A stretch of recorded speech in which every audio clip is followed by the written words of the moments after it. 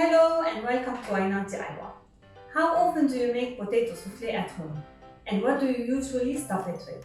I personally used to stuff it with minced meat and very few times with mushrooms and some vegetables. However, my mom advised me to use chicken instead. And the truth is, ever since I started adding chicken to the potato soufflé, I never went back to minced meat. I'm not going to say that chicken remains healthier than red meat.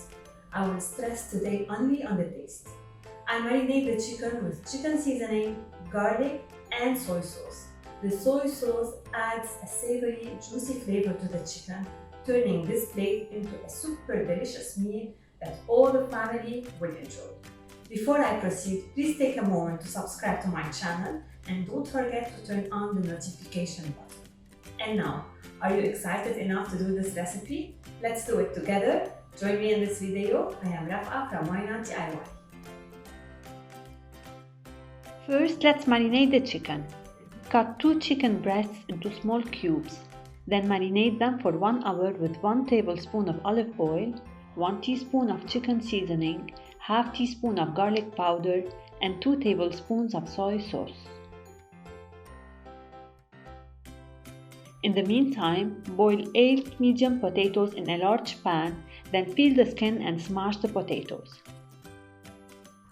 In the cooking pan, add the smashed potatoes, 3 tablespoons of melted unsalted butter, 1 cup of milk and half teaspoon of salt.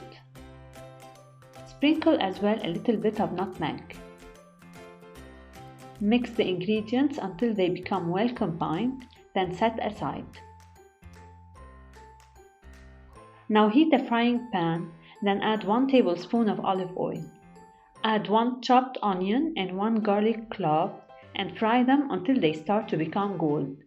Then pour in the chicken.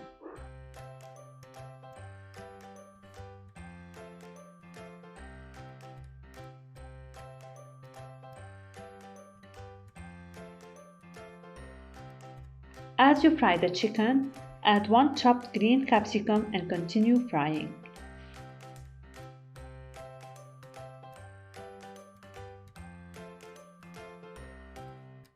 Once the chicken is done, turn off the heat, then add half cup of corn and 2 tablespoons of soy sauce. Toss to coat the ingredients with the sauce.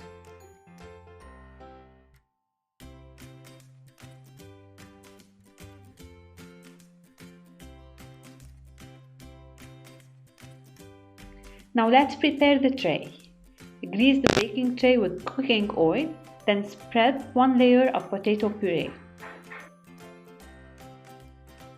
Add then the chicken and cover it with another layer of puree. Finally, sprinkle breadcrumbs to cover the potatoes. Bake the tray for 20 minutes at 180 degrees.